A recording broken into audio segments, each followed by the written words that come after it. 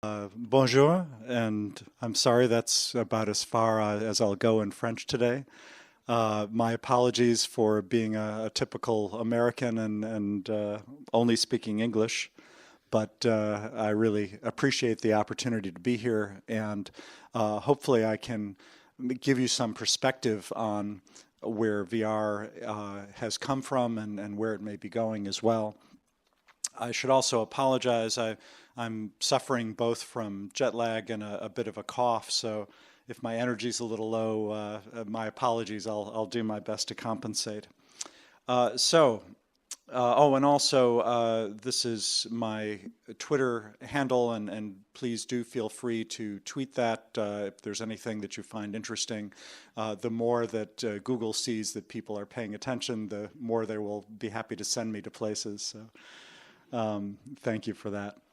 So today I'll be talking about these 7 ways that VR has surprised or confounded or sometimes completely contradicted what designers think. And there may be hundreds of these ways. It's part of what's exciting about it is that we're just understanding what the implications of VR actually are. And I'll start by talking about why I think virtual reality really matters to us, give you a very long view going back into prehistory to bring us up to the present before I talk about some of these specific ways. And along the way, I'll be talking about some of the technologies that Google is providing, and hopefully we can get some perspective on that. So as Benoit says, my background goes back quite a ways. I became a professional game developer in 1980 and have worked on hundreds of games over my career. And some of my early work was with companies such as LucasArts, DreamWorks Interactive, 3DO company, and worked on a number of entertainment titles there. And then became a freelancer and worked on a variety of games, some entertainment, some serious games, and have worked with a number of companies here in France and elsewhere around the world on just a wide variety of games. And that's given me a perspective of what things were like, particularly in those early 1980s when video games were very new. One of the things that was really fun and exciting about it is that there was no one to tell us how to do it. In fact, we were experimenting, trying things all along, and we were continually surprised. My fellow designers and I would come up with ideas that we were sure would be a big hit, and no one would be interested. And then you would get something like a game like Tetris, which I assume people are still familiar with, that was turned down by, I think, 13 different companies before somebody picked it up because no one thought that it had any potential, and it went on to become one of the first multi-million selling games. So there was a lot of uncertainty in that time, and then gradually games became better understood, and we learned the kinds of techniques and the conventions that apply to video games, and it became a little bit more predictable, even though there were some new types of games that came along. And I'm happy to say I think we're back in a period of experimentation, and that will really be the theme of what I'll be talking about today. Virtual reality, as you've seen, I will cover some of the same ground that Laurent just did, and won't bore you with my own take on it, but just to reinforce that there are a lot of other people who have the same view that this is growing extremely quickly. Just at Google, we found that the number of global searches about virtual reality has increased by 4 times just over last year. So that's certainly a good indicator of how the public is getting more excited and interested. And in terms of numbers, this is I've gotten some of my information from our YouTube group here, and this one is from, and I'm having trouble even reading it on the screen here. eMarketer has these projections for how big virtual reality is going to grow worldwide just over the next few years. And of course, no one knows exactly what those numbers will be, but there's a lot of excitement and a lot of sense that they're going to grow extremely quickly. So we have not only the same concepts, but some of the same slides here that you just saw. So I won't bore you with much detail. Just to say a few specific things that we have, of course, 360-degree media, and that's something that we're doing a lot with at Google through our YouTube group, where you see a two-dimensional image, but it's all around you. And I'll be talking about some of our other efforts in that area. Then one step beyond that, you actually have VR video where you have a different view from each eye, so it gives a sense of a 3D view as you look around you. Then you have full virtual reality where you can actually interact with the images that you're seeing and see them in somewhat more detail usually. Augmented reality. And now we get into slightly different definitions, I think, depending on who you talk to. But I see augmented reality as when you can superimpose computer graphic images on the real world, either through a screen that's actually letting the real world shine through, as it were, or through a camera that is projecting onto a screen in front of you. But it just puts those images on top of what it's seeing. Whereas mixed reality, which is one of the future dreams that a lot of companies are working for, I define that as a point in which the computer graphic images and the real world images are almost indistinguishable. And if you think about what's happened in our lifetimes just with computer graphics in the movies, it wasn't that long ago, I'd say probably around early 2000s, that I was still able to see a computer graphics in a movie, and partly from having worked with the people at ILM, I could almost always tell when it was computer graphics, and often even at first see what techniques they were using. But it's gotten to the point where the only way that I know that something is computer graphics, and certainly a good film, is that I know that it's not physically possible to happen in real life. And I think we're moving towards that eventually with our displays here, but no one knows exactly how long that's going to take when we reach that point. A little bit of the dream is from Star Trek and the holodeck, I think. But before we reach that point, we have the current day. So about 2.5, almost 3 years ago, some engineers here in the Paris office of Google were experimenting with the idea that virtual reality had started to become much more on everyone's mind with the Kickstarter for Oculus Rift. And they thought that the phones of the day from almost 3 years ago might even be powerful enough to do a simple type of VR. And they started experimenting in the Cultural Institute in our office by the Opera here, and found that using these little cardboard prototypes, they were able to create a fairly convincing VR. And Google's very excited about bringing VR to everyone. Cardboard has been our first step at making it widely available. The limitations are several. I mean, certainly the phones from the last few years are barely capable of creating VR images, but often have trouble keeping up. And one of the things that came about almost by accident, but has turned out to be very serendipitous and useful, is that our cardboard comes without a head strap, because we found that if you hold something up to your head, one of the things that works well is that those phones don't have very high response rate with the gyroscopes. It's very hard for them to sense if you move too quickly. But if you're holding something up to your head like this, then you pivot with your whole body, and you can't really have fast motions as you do when you're pivoting just with your head. So it was very convenient, and it's also easy to pick it up, put it down, share it with other people. And as a consequence, we find that that's a sort of snackable VR. Whoops, sorry about that.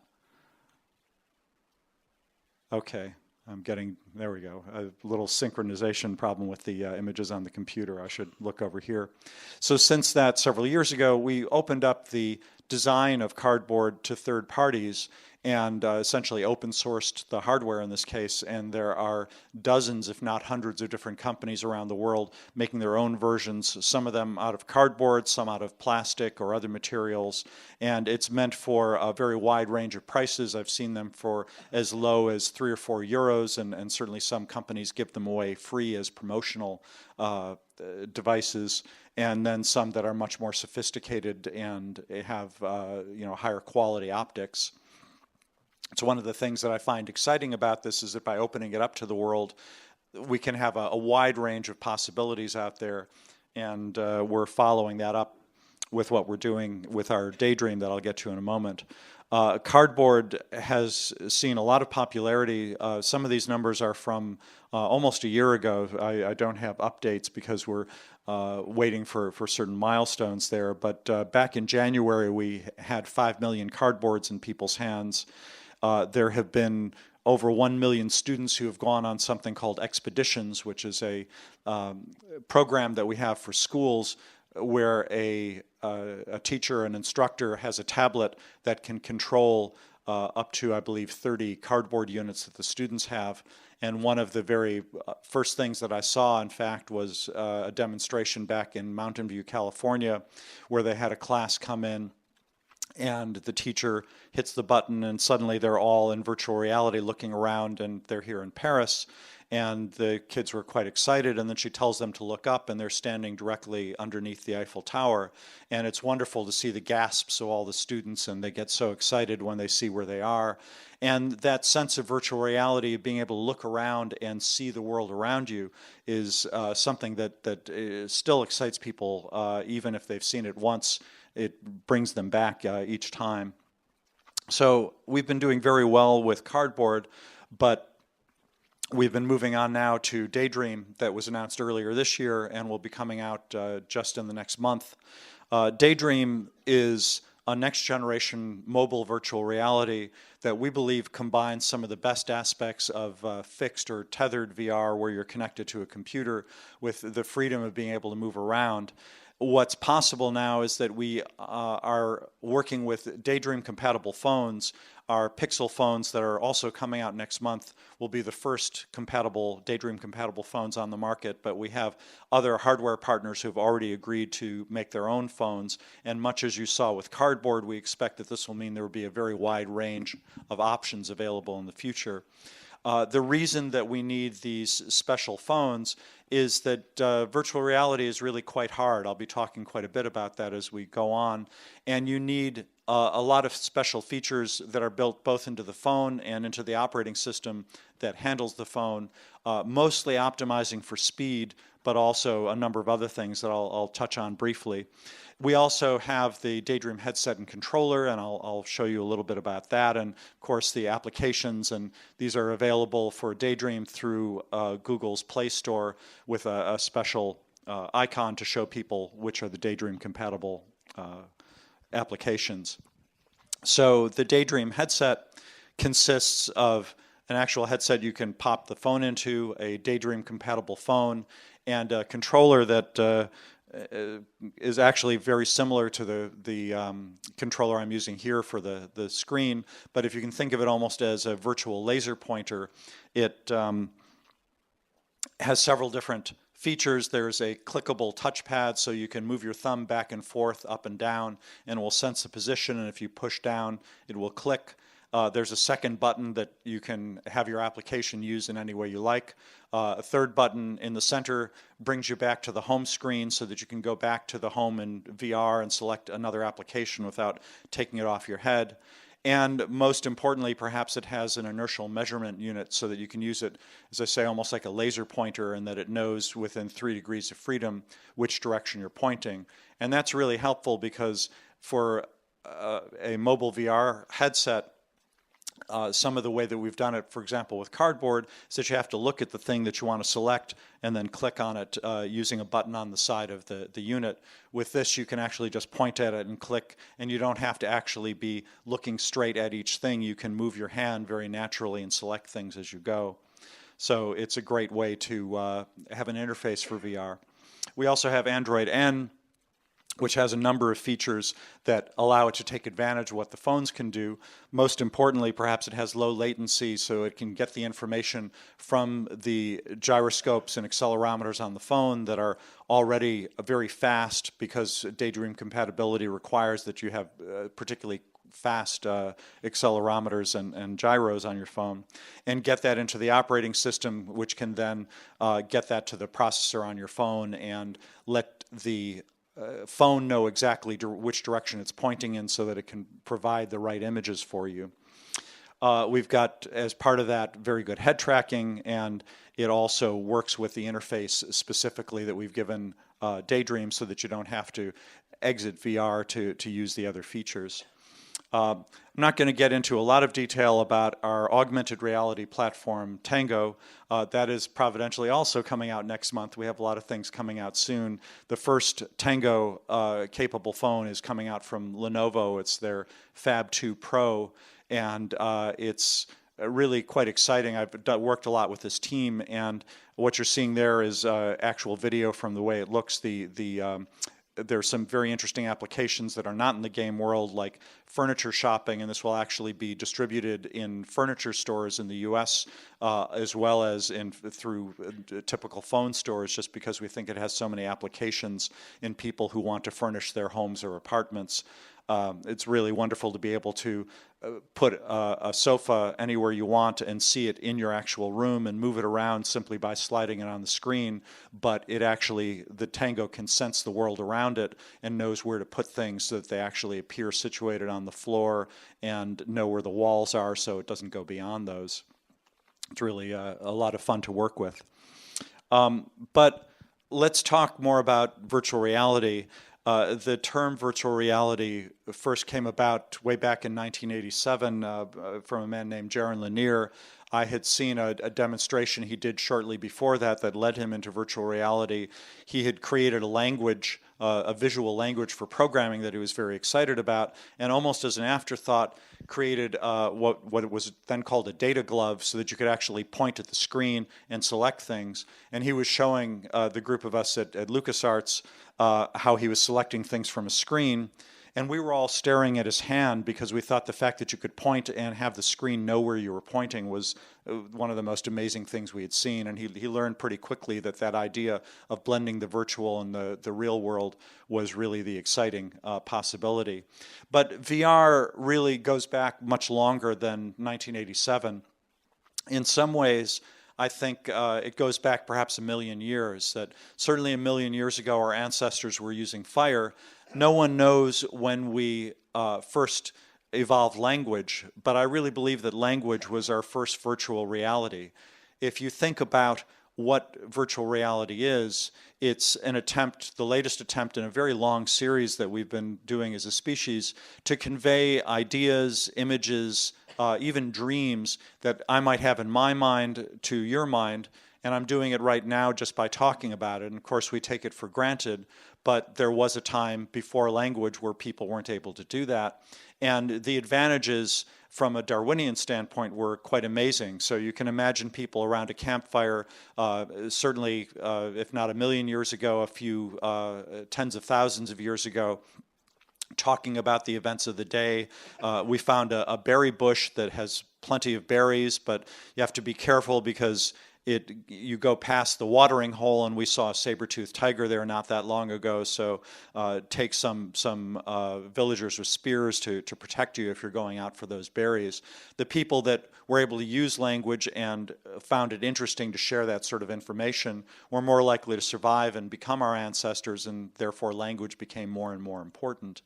But we're a species that likes to create tools, that likes to create new technologies. And certainly as far back as 40,000 years ago, we've found cave paintings. This particular one, I think, is from Spain, but of course in Lascaux and other places in France, there are cave paintings that go back 20, 30, 40,000 years. And the quality of this I find quite amazing. I have terrible art skills, and I could not paint an animal anywhere near as beautiful as that.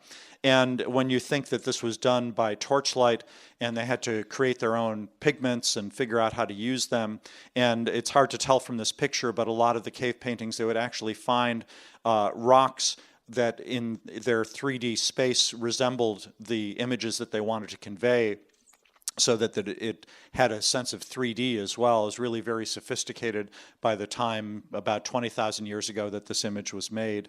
And as a species, we're constantly creating these new technologies and also discovering the kinds of techniques and conventions that we can use to understand those and accept those as we go along. So for example, one of the ways that we've been able to convey language to larger and larger groups was through writing. It goes back perhaps 5,000 years. Modern theater was invented about 3,000 years ago, and if you think about that, it in many ways was closer to what we're doing with virtual reality than anything since then. I think we're going to draw quite a bit on theater, and particularly improvisational theater, as we create our virtual reality stories. But if you think about that, the idea that somebody had that I've been telling you a story about something that happened, but what if I get up with my friends and we act it out for you, so you have that sense of actually being there while the story was happening, the events of the story were happening. And that's really very much what's happening with VR, but VR is much more scalable than having to come into a room with other people acting out the play. And scalability has come into its fore with the last 150 years of things like radio, photography, then motion pictures. A lot of the early motion pictures, you can see in the lower left there, one of the early cameras. They were very big and hard to move, and one of the first things that they would do is set up a camera and film a stage play, and that was the first movies that were created. But then someone came up with the idea of cutting away and said, well, what if in the middle of the show you see a woman in a burning building, and now suddenly you see the fire station and the firemen are oblivious and don't hear her, and then you come back and she's screaming, and then someone runs into the fire station, tells them what happened, and you go back and forth between these things that are happening at the same time. And a lot of people said, you're just crazy. No one will understand that if you suddenly cut from one thing to another. How will they know that it's happening at the same time? It won't make any sense. And yet it turned out that they tried it and it worked quite well. And that's the kind of experimentation that each of these different media has done in its turn, and went on through television and video games and now virtual reality. But before I delve into virtual reality more, I just want to say that games are a bit different than all these other things, in that games are about play, and play goes back even farther than language. Anyone who has puppies or kittens has seen how they will play with each other and practice adult skills as young animals. And of course, we do this as humans too, and we do it even as adults. And this is one of the ways that we learn new skills, try them out in a safe way. And it's one of the things that is common both to video games and virtual reality. And yet virtual reality also works as a storytelling medium. So there's a difference between discovering how to do something yourself through play and listening to how someone else did it through a film or reading a book, for example. Games have been blending that for some time, and virtual reality has a potential of taking it several steps farther. I had the experience of experimenting with some of these differences between play and storytelling when I was at Lucasfilm Games, it later became LucasArts. My friend Ron Gilbert was the project leader on Maniac Mansion. I'm curious, has anyone here played Maniac Mansion? A few hands there. And Ron is now working on a game called Thimbleweed Park that is a modern game, but made to look as if it were made back in the 1980s. But he coined the term cutscene in games because he, like those early films, inspired by that, wanted to have the story cut to something happening in a different part of this mansion. And we realized that with games, part of the problem is that if you're controlling the game using at that point a mouse and a keyboard, and suddenly the control is taken away from you and you're watching a movie, it's very disruptive. There's a discontinuity as people are pulled away from the game. And so we came up with a convention of using a letterbox format every time we were showing a movie, and going back to the standard aspect ratio of the screen when you were controlling it through the game. And that was just a convention that we discovered essentially by trying different things and giving people different cues. And with Indiana Jones and the Fate of Atlantis, we went on and took that a little bit farther and gave people choice over the kind of interactivity they were having in the gameplay. So it's a long way to get to my 7 ways here, but this was all, I think, as you'll see, important background, and I'll pick up the pace a little bit here as I go through some of these ways. As I said, there are many different ways that virtual reality has been surprising to designers. This is just a few of them. one of the most difficult things is to get the visuals right. That virtual reality is really difficult because if you don't match the perception of movement that we have in our inner ear with the visuals you see on the screen, then you can be subject to a kind of motion sickness, much like when you're in a car or a boat. And that is because if there's a disconnect between the way that we know that our heads are moving and what we see in front of us, our bodies get the sense that we perhaps ate a poison mushroom or something that is poisoning our systems, and it gives us a lot of discomfort. So we need to be very good about getting the visuals looking just right. So for example, when we have 3D images coming at you, we have to have them show up differently in each eye to give that sense of 3D. Ideally, you also want to show perspective. It's actually not being shown in this particular screen. This is from a game we did called Pie Noon. That those big objects you see in front of you are pieces of a pie that's just been thrown at your face. And as you see in the left and right eye, they're in slightly different positions because it gives that sense of 3D. And in the game, it comes at you so quickly, you don't notice that the images are identical left and right. But if that was stationary in front of you, we would need to give you the perspective and let your right eye see a little bit more of the right side of each image and your left eye see a little bit more of the left side of each image, just as you do when there's some object in front of you. And it's difficult to get all that right in the matter of just a few tens of milliseconds that we have in VR. Texture, as you see with the ground here, changes when things are close to you and far away. And we can fake that with computer graphics, but sometimes you get moire patterns and other interference. And if you don't change the texture as something moves closer and farther away, it just doesn't look right. So it's another cue that something's wrong. There are many other cues that we use, and this is obviously a made-up computer graphic picture, but they did a good job at giving you a sense of depth. We know that spaceship is relatively close because it's occluding the planet in the background, and also because you can see that on this planet, as on Earth, things get mistier into the distance. So there are all these little cues that we use almost subconsciously, usually subconsciously, to let us know how far away things are. In addition to that sort of mist in the distance, there is parallax, in that if we move to the left or the right, naturally the things closest to us would move the most and things farther away would move less and less progressively. That's a relatively easy thing to do. We've been doing since the early 1980s, but you have to get the proportions right again, or it will cue people's minds that there's something not quite right there. And then finally, our eyes themselves work much like cameras do, and if you hold your finger out and move it in and out, and you pay attention, you focus on your finger but pay attention to the world around it, you can see that it blurs the images in the background and your finger becomes sharp. And we see this in movies all the time. That lizard is very sharp, but the foreground and background are blurrier because of depth of field. This is something that is difficult to do with current technology, but I've seen some really interesting experiments that show that we're moving in that direction as well. So these are a lot of different things to get right, and we don't have very much time to do that. And a lot of the kinds of phones that we're doing this with cardboard from a few years ago can take 80 or 100 milliseconds or so to go from the first sense of motion to having the sensors in your phone pick that up, to letting the CPU know, to sending that information of what you should see to the graphic processing unit and the screen, and finally to your eye. And we really need to bring that down to less than 20 milliseconds in order for it to be a very smooth and effective VR experience. And that's what we're doing with Daydream with all of those improvements. So now we're getting into terms that are a little bit different by each person's definition. One of the things that VR does for you is give you a sense of presence, by which I mean it makes you feel as if you are actually there in the action.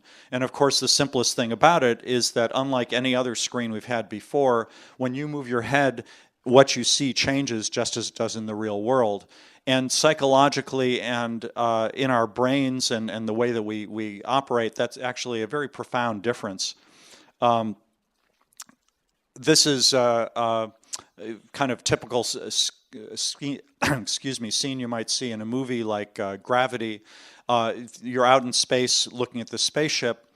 nobody stops to say, well, wait a minute, how is a cameraman floating in space? Why would you see it from that point of view? It's one of those things we just take for granted, and yet in early film, they went through a lot of trouble to try and explain your point of view before they realized it wasn't necessary. We've actually been through this with almost every new technology. Those early theater, the Greeks, when they invented theater, also invented Greek choruses to have a bunch of people essentially explaining what you were seeing. And ideally, we found out that you really don't want to do that. You just show things to people, and that's good enough. We saw it again in film. There's a great experiment, a film from 1947 called The Lady in the Lake. That was one of the few movies that they shot in first person, and they have some wonderful trailers you can see online if you look them up that try and explain what this is all about, and you actually are there and seeing it from an actor's point of view, or the character's point of view, and they did a lot of fun things with that. We had the same thing happen in early video games, where some of the games go through a lot of trouble describing how you are controlling these characters in a world, and what we found is, no, you just let people control the characters and make their own explanation of what's happening, and that's quite good enough. Another thing that presence in VR gives us is it's rather startling when you make eye contact with characters in VR, because you feel that they're actually looking right at you. And it turns out that this is activating a lot of parts of our brain that if somebody looks at you, there are special neurons that are primed to look at that and notice when people are staring at you. And we've all had that sensation. You can tell when someone's looking at you, sometimes even from across the room. I'm seeing quite a few of you looking at me right now, for example. And it activates this part of our brain that lets us know there's that sense of connection. Turns out there are also parts of our brain that are only activated when we have other people or objects that are within arm's reach. And it makes perfect sense that our brains would be modeled that way to react differently to things that are close by. That's where there's opportunity, there's also threat. And it's something, if you can reach out and touch it, there's that sense that it can reach out and touch you. And that, I think, is, as we learn more about it, will be one of the areas where we find how neuroscience and virtual reality are coming together and explaining why virtual reality can be so powerful and give you this sense of immersion, not just the sense that you're there, but the sense that you are emotionally connected to what you're seeing in VR. One of the first ways that this has come out is through fear. People discovered that scary things are much scarier when you see them in VR. Has anybody seen a VR horror game or experience? No? A few of you, yeah. Well, I found that some of them, I just don't want to even go through the whole experience because it is so real. And again, this is something we've seen in previous media when surround sound was invented in theaters and they were suddenly able to put sounds behind you. They found that the same scary sound that they had been putting in front of you was about 3 times as effective when it was coming from behind you, because again, our brains are hardwired to detect that if there's something dangerous behind us and we can't see it, it's much scarier and it's much more important that we react to it than if it's in front of us. But I'm pleased to say that it's not just the negative emotions like fear. Yes. But that positive emotions as well are enhanced. And this is very subjective, as of course it must be, but we have a group called Spotlight Stories at Google that does, started with 360-degree video, and then now they've moved into doing VR stories that happen all around you. And one of the ones that came out earlier this year was called Pearl. It debuted at the Tribeca Film Festival on the HTC Vive, in fact. And I saw it first on the Vive, and I found myself really quite moved. It's a story about a father and a daughter, and I have a daughter myself, and I thought perhaps that was why it was hitting me so hard emotionally. I actually was moved to tears, and it's already hard enough with sweat inside a VR headset, but when you add tears, it actually gets very uncomfortable. And it really surprised me, and I saw it again later on a video screen, and I thought, oh, it's a good story, but I guess I'm over that feeling. Then I saw it a third time on Daydream VR, and again I found myself crying. And I think it's really part of this discovery that there are these, part of the parietal lobe, I think, in your brain activates when you are very close to people. And as you'll see from the trailer that Benoit's about to run, this particular story is all told from the passenger seat of a car, so you're within arm's reach of most of the characters most of the time.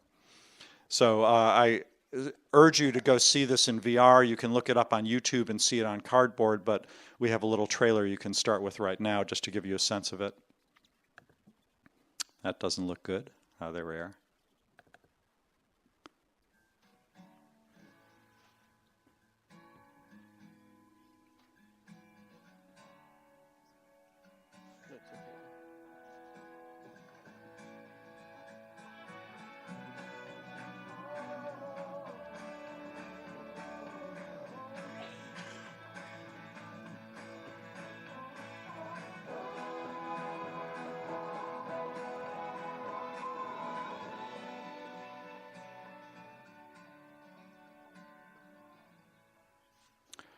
So that just gives you a little taste of it. It's really quite different. I do urge you to try that in VR because when you engage with the story by turning your head to see what's happening, and there's a degree of interactivity in that as well that I'll leave you to be surprised by.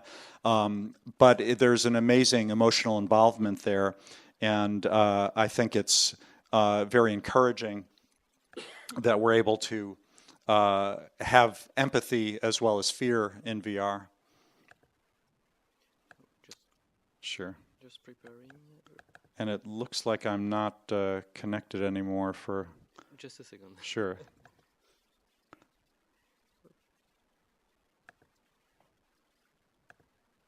My apologies. I actually prepared these in Google Slides originally, and having to convert them to PowerPoint, we lose something in the translation there.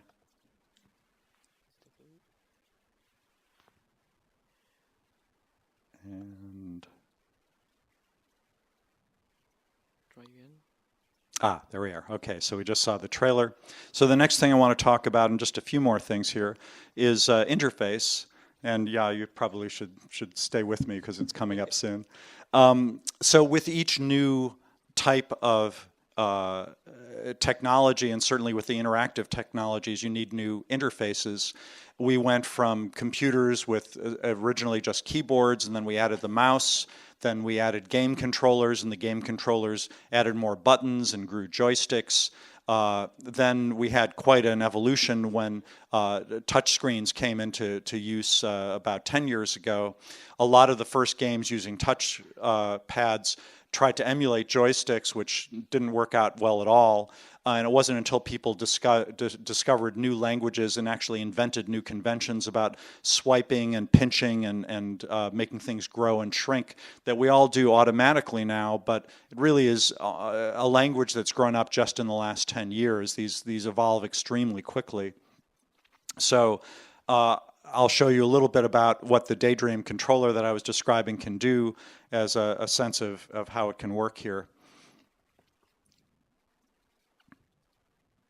Now, all of these are motions you can do with the controller, just with your hand. And you'll see it's actually quite expressive, even with 3 degrees of motion.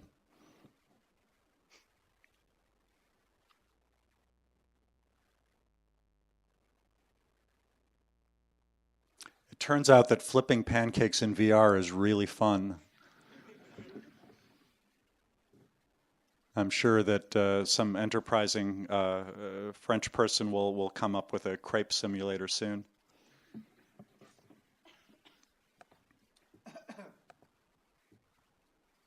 Thank you so much. Very good. And this is showing our tilt brush on the Vive. When you add 6 degrees of freedom, you can actually move around in the physical world and create essentially light sculptures in real time.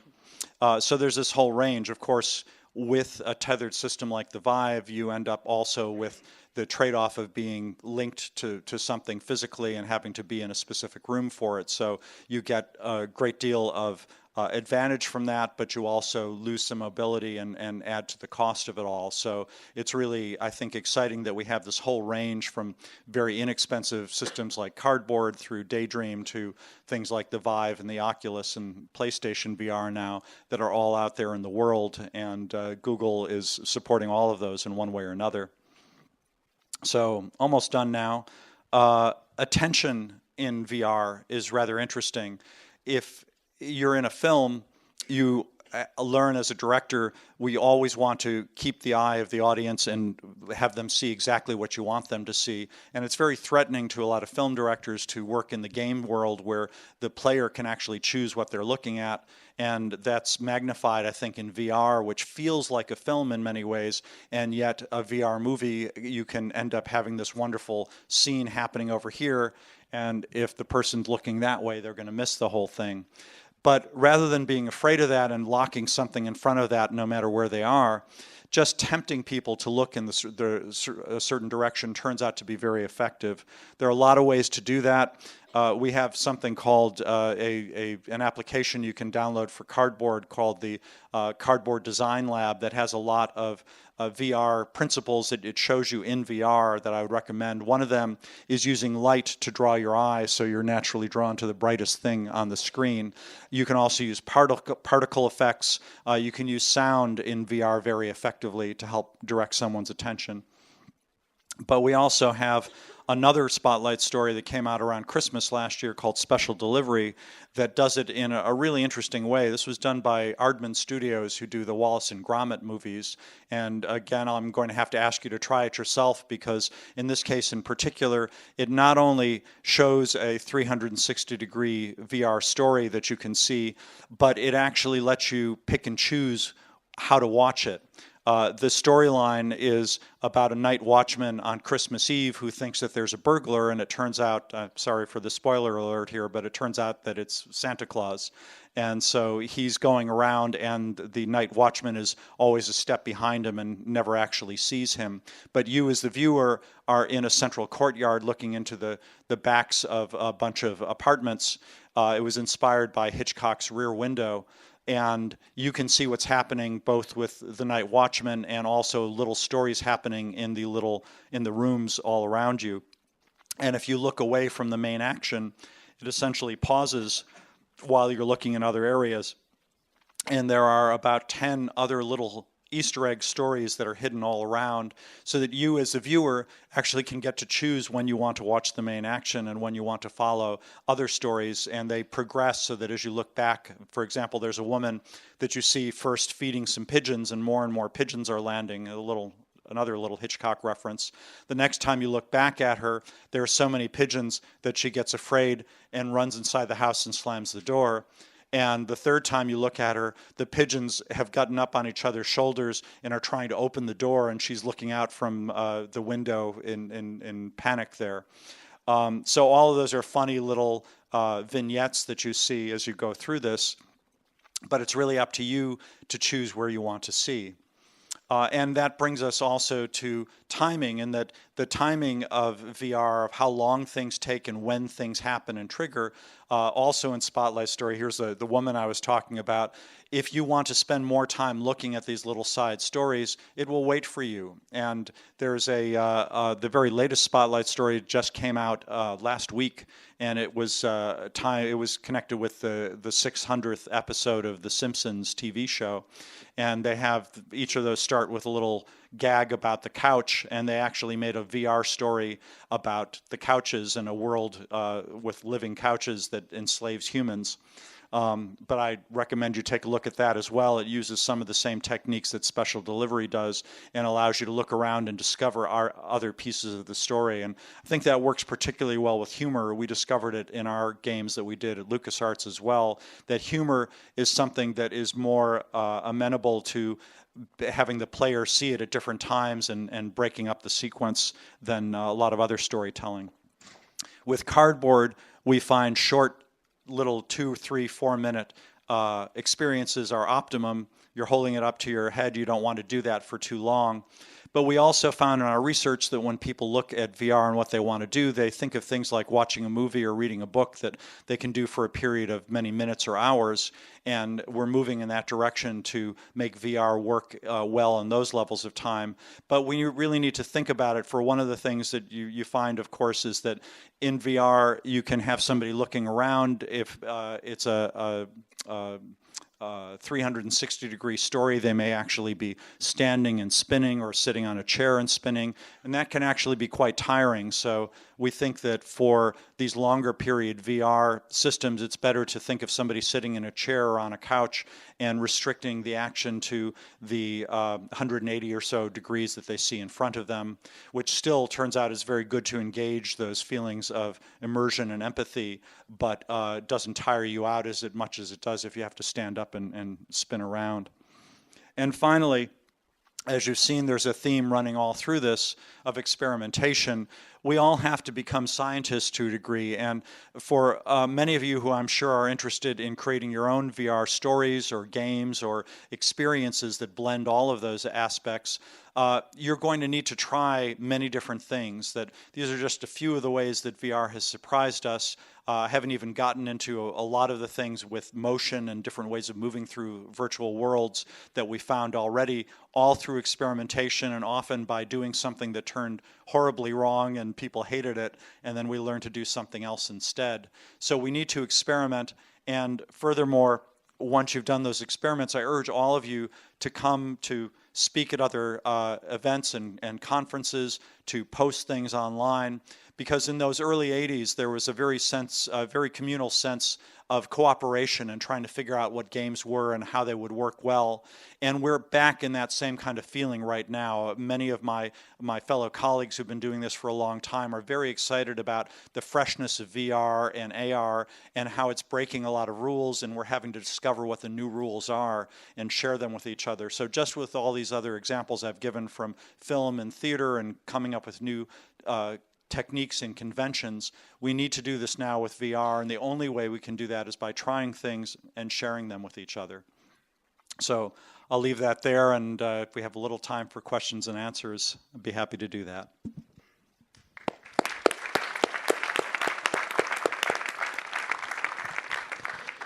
Thank you, Noah. Does anybody have a question? Okay.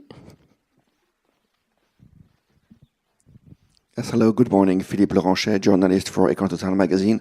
Since you told us you were low on energy, what would be like if you're high on energy? This was very interesting. Thank you very much. Could you tell us exactly what is there here for Google in virtual reality? I mean, we know Google as a search engine, and the business is building up on research and connecting information, but what is exactly the aim of Google in virtual reality? What are you expecting? Well, I don't actually work in the virtual reality team, so I don't want to speak for them. What I can say is that Google's vision for this is to bring virtual reality to everybody, and we certainly find, our long held boy, so now you're seeing what I'm like with low energy all of a sudden. I'm losing my words for this. The idea that Google wants to organize the world's information and make it universally accessible fits in very well with VR and bringing that information to people and putting them actually into the worlds or the experiences that they have. With expeditions, for example, and children learning about other parts of the world, it works very well with things like our Street View and Google Earth to be able to travel to those places and to see it in VR. In fact, I've started to experiment with this. I don't know if people are aware, but for some time now, I think for over a year, our Street View has had the option where you can tap it on your phone and bring up a cardboard icon and put it into cardboard and see it in virtual reality. And often when I travel to places, I will go to the street where the hotel is and take a little tour in VR. And when I show up, there's this wonderful sense of deja vu because I've never been there before, and yet I know, oh, the market is just around that corner, and it looked like there was an interesting restaurant over here. So there are a lot of ways that the technologies that we are already doing mesh really well with VR. And part of what's exciting is that at Google we have this principle of making things available to everyone to play with and experiment with. So we don't need to actually come up with all the applications. We're actually hoping that the rest of the world will do so as well. I think there was back there. Yeah. Another question. It's more about one of the big limitations of VR that we don't necessarily hear much about. It's about moving in the space, because otherwise we talk about huge space, living adventures, but one of the main problem is the navigation. I mean, in the real space, most of us will have in our house something like 2 meters per 2 meters square to play. That's 6.5 foot per 6.5 foot. And this is a real drawback. I mean, most of the time what is done is that you can move through an arc teleporter. Like for those who don't know, you have a pointer in space and you click and you just get teleported. But that's a huge break in the experience and the feeling of being somewhere. So do you have some ideas about how to overcome it? Because it's not a small hurdle. It's something that's really painful at the time. Yeah, it's a very good point. This is certainly one of the first things that people discovered. It's one of the things I actually referred to earlier when I was talking about surprises, and that with video games in the early days we couldn't show smooth motion. We tended to have things go from still to a constant speed and stop. And we were very excited when we were able to smoothly accelerate and decelerate. And then when we got to VR and used that same acceleration and deceleration, that is something that our inner ears normally can distinguish. And it turned out that going back to immediately going to a constant speed was less disruptive.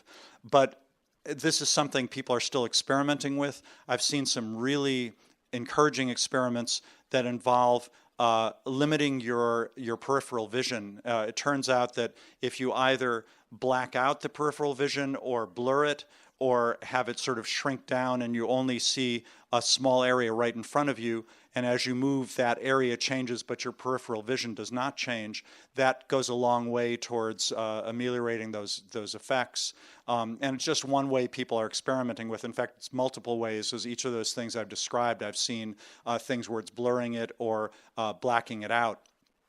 I really don't know the full extent of the ways that we will solve motion in VR, but I'm already very encouraged that we found many ways that work quite well. Some games are using teleportation. There are some VR films that I've seen that will have those strategic things where it pops to a different view, and if you give people enough cues to show where it is that they're likely to be ending up, you know, you see a distant forest and all of a sudden you're surrounded by trees, you get that sense of where you've gone. And it goes back to what I said about not having to explain it all, that as we learn what conventions we need to do to give people enough cues to orient them as they move around, I think we can solve a lot of those problems. Anything else? Well, I think I'm running a little long, so thank you very much. Thank you, Noah. Noah, just another point, as you have another presentation later this week in Paris, so it will be during the Game Connection.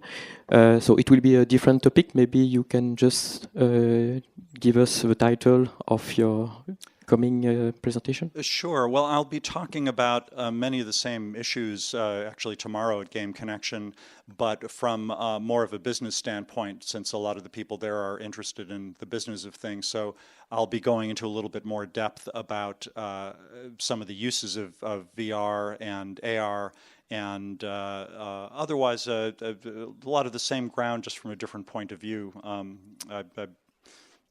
I have to say I'm doing 3 presentations this week, and I don't remember precisely what I put into each one of them, but the slides show up and I know what to say, and it takes me along.